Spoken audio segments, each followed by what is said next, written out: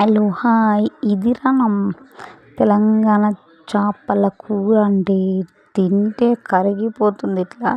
అది కూడా చేసినప్పుడు తినండి, నెక్స్ట్ డే తినండి, సూపర్ టేస్ట్ ఉంటుంది, అస్సలు మర్చిపోలేరు మీరు. తెలంగాణ చేపల కూర ఆ హెడ్ ఉంటుంది చూడండి, సూపర్ ఉంటుంది. ఆ హెడ్లో అన్ని బొక్కలు ఉంటాయి కదా, అబ్బా ఆ టేస్టే వేరు. తింటుంటే అబ్బా అనిపిస్తుంది. ఒకటేసారి చిన్న బగోన్లో చేయొద్దు, పెద్ద బగోన్లో చేయండి.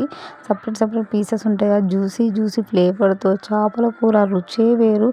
ఒక్కసారి నెక్స్ట్ డే చేపల కూర తీసుకొని తినండి, మీ నోట్లో వాటర్ వస్తున్నాయి చెప్పేటప్పుడే, అంత బాగుంటుంది చేపల కూర.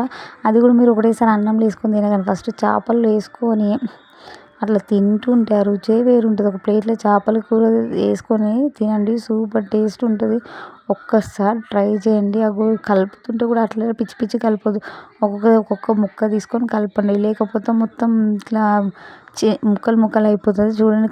అట్లా తీస్తుంటే కూడా గ్రేవీ అనేది లోపలికి వెళ్ళి ఎంత మంచిగా ఉంది చూడండి. తింటుంటే ఆ రుచే వేరు, ఆ టేస్టే వేరు. మనం వర్షాకాలం వచ్చిందంటే ఫుల్ చేపలు కాబట్టి, వర్షాకాలంలో కంపల్సరీ చేపలు ఒక మంత్లీ ఒకసారైనా చేపల కూర కంపల్సరీ తినాలి, ఎందుకంటే ఆ వయసుకి మంచిది కాబట్టి.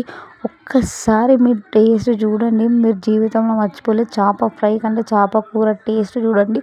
అది కూడా ఒక ప్లేట్ వేసుకొని ఓన్లీ చేపలే తినండి, చేపలు తినండి, ఎంత బాగుంటుంది. తర్వాత గ్రేవీతో అన్నంలో తినండి, ఎంత బాగుంటుందంటే లైవ్ ఫిష్ కాబట్టి, మంచి బతుకున్న ఫిష్ కాబట్టి బాగుంటుంది. Thank you.